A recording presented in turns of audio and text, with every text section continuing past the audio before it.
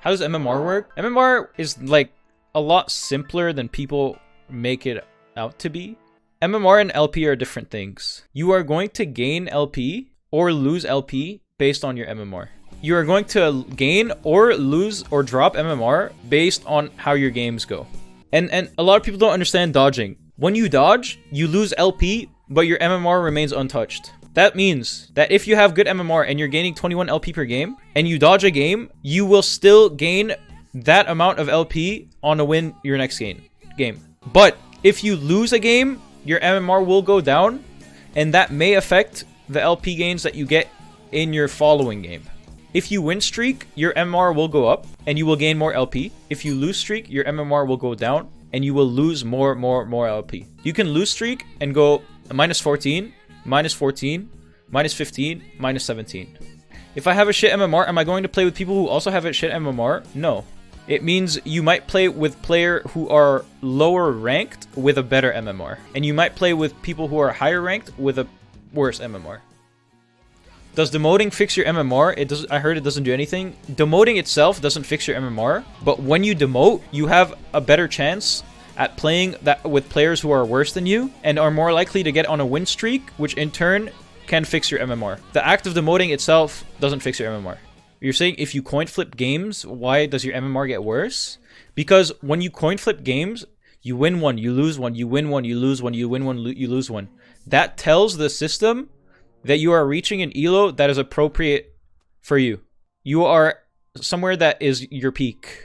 And so your LP gains are going to get smaller because like this is where you belong type thing. Can you do a teaching game? I can do an educational game if you guys want here.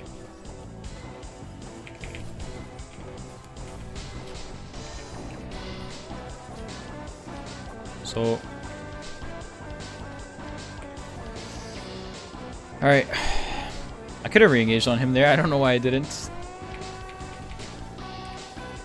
He's dead. Alright. I didn't really have time to explain anything that I did there, but pretty much if you have an Aurelia that has 5 stacks, just don't fucking fight her.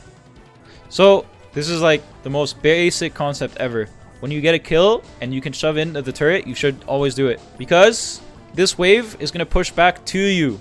Because his minion wave, his second one, this minion wave, is going to hit my minion wave earlier than my minion wave is going to hit my minion wave. Which means that he's going to have more minions hitting my minions, meaning that it's going to push to me when I shove the wave into his turret. And this is a good thing, especially when he's flashless, because he's in a shitty position and he's very prone to ganking. Sometimes, though, you can't really hold a wave if it's too fat, like this one right here, it's really chubby. You just let it crash to your turret and you start the cycle over. Okay, so every single time a wave meets dead in the middle, it's at a neutral state, meaning it's going to stay right here. But if my wave is like this, that means that this wave is going to hit this wave earlier than whichever wave he has here is going to hit this wave. Meaning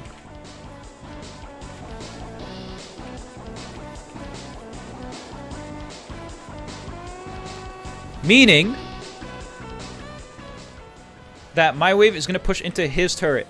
So, and this is a concept that I didn't know until I was Diamond 4. I got to Diamond 4 strictly because of my mechanics. So now, again, I shoved the wave into his turret. What does this mean? It means that he has the wave pushing into me. Once you understand these concepts, it's like clockwork. And then you can start to realize, okay, my wave here is not that good. My wave here is good.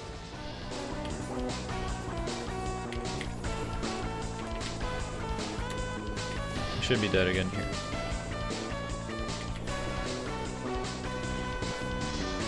Let me show you guys a concept. For the sake of showing you the concept, I don't really have to do it, but this is a freeze. He has 1, 2, 3, 4 caster minions. I have 1, 2, 3 caster minions. On top of a wave that's coming into me that has 3 caster minions, meaning he's going to have 7 caster minions if my minions don't kill his minions, right? That means that the wave is shoving into me at all times. But I don't want the wave to crash into my turret, because if it does, it's going to push back into him, and we don't want that.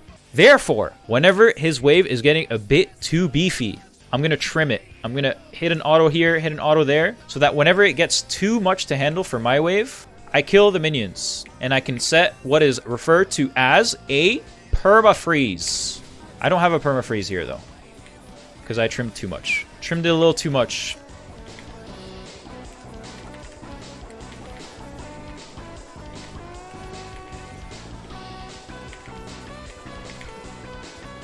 Walk it out. So what do you do then? Say you can't 1v1 that easily. It all depends on the matchup that you have. Something I like to do when they have top and jungle of the same like type of damage is get the boots of that resistance.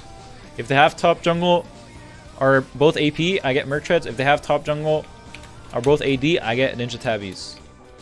Learn, teach us how to trade, but don't count that game. How to trade? You just have to know your champion. When is your champ strong? When is his champ not strong? Garen is a champ that has a Q on like a 17-second cooldown level 1. Maybe not 17, maybe like 12.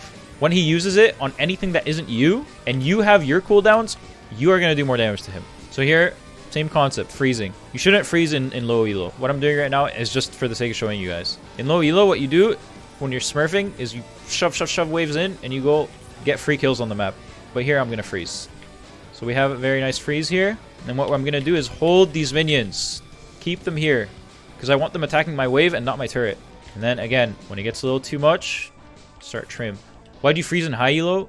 You freeze in high elo because in high elo you have players of equal skills. So any advantage you can get on XP goes a really fucking insanely long way. In low elo, no one knows what the fuck is going on the map.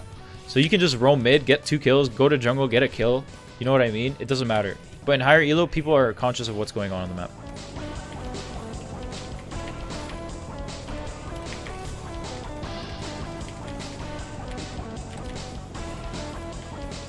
I'm dead. How do I get more map awareness and avoid tunnel vision? Just look at your map. It's a habit. Look at your map. Use your eyes. The more comfortable you... and this is like... Here, let me tell you guys why you should not play more than one champion. If you want to climb and you're like a pretty new player. The more comfortable you are on a champion, the less you have to really concentrate on how that champion works mechanically. I have hundreds of games on Relia. I can farm with my eyes closed. I know my auto attack animation. I know the timing. I don't have to really like focus on timing because it's like muscle memory. So the time that I would be using to really focus hard on my champion, I put it into looking at the map. It's like driving, exactly.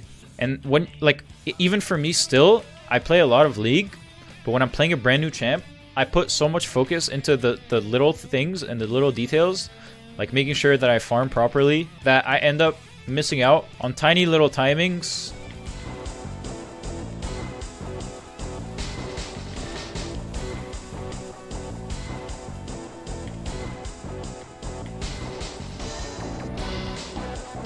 So if I am low elo as well, should I be freezing? Yes or no? Yes. You only don't freeze if you're smurfing. You should freeze. Whatever elo you're in, you should freeze.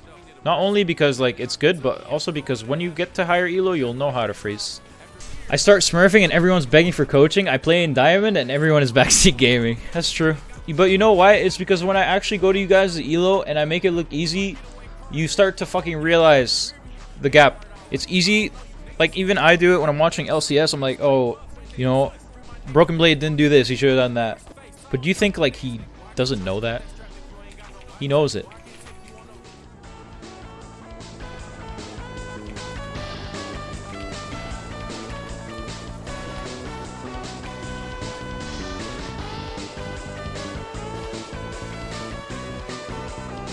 Nice. We need to start getting these Drakes, though. Yeah, see, like, players like this, those players are problematic for, like, smurfing, because they will just run it the fuck down. How can you predict jungle pathing? You can't always predict, but in low elo it's hard, because junglers are fucking stupid, and they won't always do what's optimal. But I find, if anything, like, in higher elo it's easier, because it's like, I know Lee Sin, if he wants the best clear possible, he's gonna do this.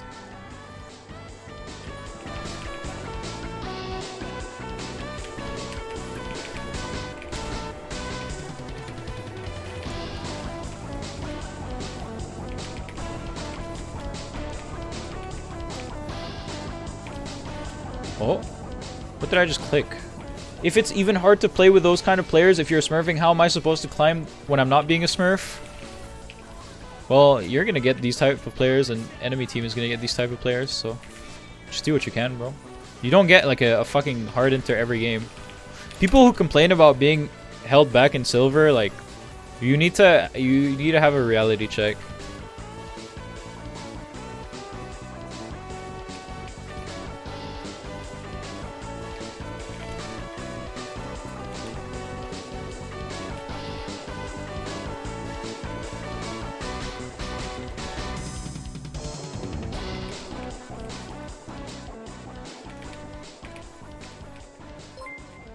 Nice. So when something is coming up, like, and this is something you can do to close out games in low elo. What the fuck? When something is coming up like this dragon, automatically they're going to be pathing down to it because they're stupid. So you abuse paths that they're probably going to be taking to get to this objective, and then you can get a free pick. That's if they go for it. They're not going for it.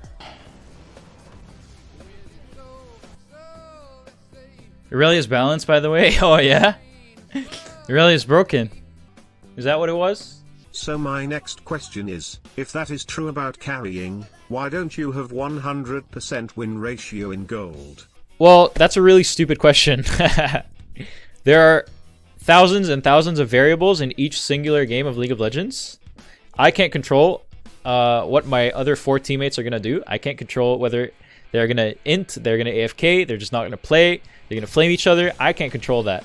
Just because I am a lot better than gold, I'm not going to have 100% win rate in gold because this is a 5-player per team game. And that is just the simple answer.